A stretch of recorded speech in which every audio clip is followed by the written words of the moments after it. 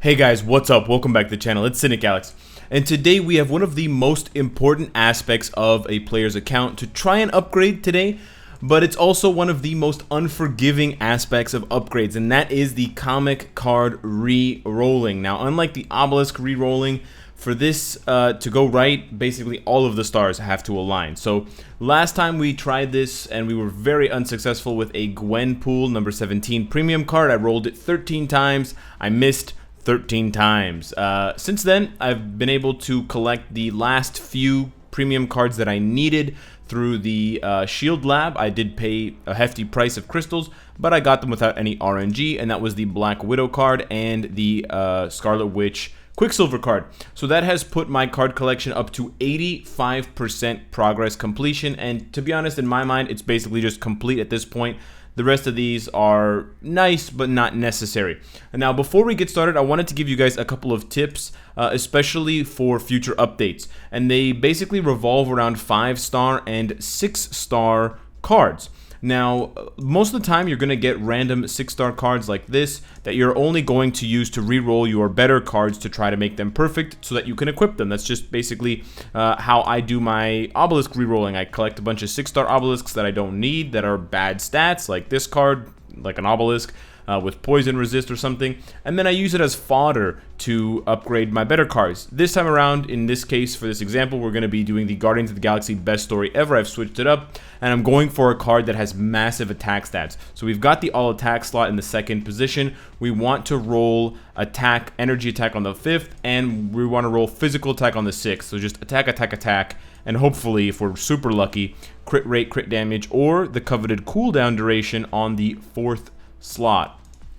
However, my tip for you guys surrounds cards that you can collect now that don't yet have a collection bonus. And Netmarble has been kind of sneaky with introducing new card collections that we never thought would get one, especially for cards that had already existed. So just for a quick brief history lesson, the comic card collection was introduced after the Korean cards were available, but the first comic card collection did not include the Korean card collection, this art book collection, and it was only added in a later update. And by then, even though I had already collected and I had in my inventory the Avengers 12 card, I used it to re-roll another card, and of course now I need it for this set. Keep in mind that once you have a card at 6 stars and the set becomes active, it collects that card and you can then re-roll it. So I've already used the Black Panther card to re-roll in a previous video, but it's still counting it there because I had it in my inventory when the card collection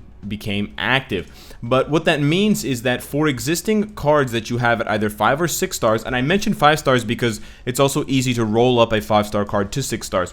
So for a pretty easy example, the X-Men Unlimited card. This was introduced when Angel was brought into the game, and it still doesn't have a comic card collection, but it could get one in the future. It could get a very good one. So my advice to you is to lock a 5 or 6-star version of this card. In this case, I have the 5-star locked, and I'm going to be using the 6-star version to re-roll today. Similarly, the Infinity card does not yet have its own set, so you may want to hang on to this one for future sets, but this one is obtained through more difficult means with the epic or the legendary missions for the Infinity War Extreme Pack. Finally, another free-to-play card like the Angel card is this Avengers 318, the Giant Nebula from the Infinity War original series card. This one also does not yet have a comic collection, so you can definitely roll this up easily through rifts to 5 or 6 stars, and then just save a copy for a future collection, and then you'll be immediately ahead of everyone else who doesn't have that card yet when that collection comes into existence. So let's get on to the good part here. We're re-rolling this card. We're hoping for success. We have at least 10 tries here, and hopefully it won't take all 10, but it usually does when it comes to my luck. So here we go, 10 tries, going to be about 500,000 gold as well. And yeah, the quality is going to be random, the stats are going to be random, and there we go. So first roll, physical attack is good, resists are garbage. All in all, when you're looking for cards, you want to find a base card that is good. Base cards, i.e. the orange stats. If you find a card that has good orange stats, you then should try to re-roll it until you get preferred stats. I would say if 5 of the stats are good for you, then you should equip it. But for those perfectionists like me, I'm at the point where I'm looking to get 6 perfect stats, or in this case 3 perfect stats, because it's an easier card to roll because 3 of them are already set in stone. So we're going to try for number 2. This time, the ignore defense is actually not bad, and I've been toying with a couple of different setups for cards that have more or less ignore defense, but I think I prefer to have more. Right now I have 35%, which is a lot of ignore defense on my cards, but I really like it. It means I don't have to roll ignore defense on my 4th gear. I don't really have to make a lot of ignore defense Uru, so I can focus on different aspects of the character, helping them cap their crit rate, their crit damage, or HP and stuff like that. We're going to try number 3 here. And more garbage, just pretty bad stats. We haven't seen the energy attack stat at all. We haven't seen the attack speed stat at all. This is attempt now onto number 4. And yeah, really bad again. The activation rate stats in general are terrible. They're terrible because it's a 15-second activation with a 60-second cooldown. So you're only going to get that once every minute, which just really reduces its value. I think the only ones that are good would be the all attack, energy attack, physical attack, or HP. There is an HP buff. And that could be good for longer PvP battles that get stretched out, and you get this, massive HP bump every minute or so, as long as your character can survive, possibly for a battle world, but I see it more often on Alliance tournament teams. So that is something to keep in mind if you are trying to compete with the largest whales and the, basically most powerful accounts. On to roll number 5, and here we go. More garbage. Now, the quality is good, 6 quality, but of course the stats are garbage. Crit rate, dodge, lightning resist. I just don't need any of that stuff. Don't be fooled by the quality. It's really about those blue stats and my 6th attempt here for good stats. There we go again. It really wants to give me crit damage, and I really don't want crit damage, so we're just going to have to roll for number 7 here.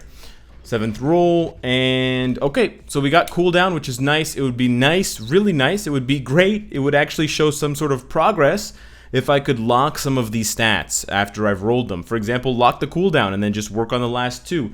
Hopefully in the future, Netmarble will introduce some patches that kind of progressively reduce the RNG involved in some of these upgrade routes, because it just feels really bad to waste a bunch of gold farming or energy farming Uru and then waste a bunch of gold combining Uru and then having 10 5-star Uru and trying to get a couple 6 stars and they all fail. If they had some sort of pity timer, if they had some sort of progress meter that would once it reaches 100%, it would give you what you're looking for, so you automatically get a 6-star Uru even if it would have failed, like a fail safe or a guaranteed pull.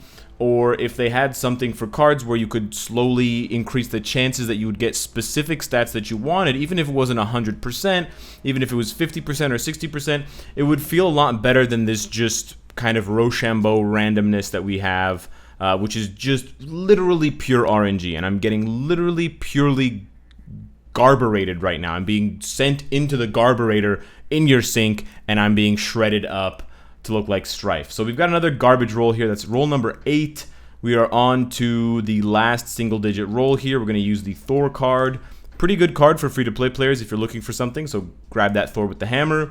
And the hammer gives me physical attack, but nothing else that I need. So we've just kind of been rotating around one stat that's good, one stat that's good, and this is roll number 10. And you can see just how unlucky I am with card rolls and why I grind for this. I don't spend crystals for cards anymore, but I also dread the inevitable rolls because, yeah, my luck has historically been terrible, beyond terrible. This is number 11 here with the Punisher Max, also a good free-to-play card, and those are not good stats, however. Number 12, Star-Lord, also a good free-to-play card, not kidding, and okay, I thought that was going to be cooldown physical attack, which might have been possibly good enough, but no. 1 out of 3, not for me. Final roll, number 13, Angel, X-Men, gimme some wings.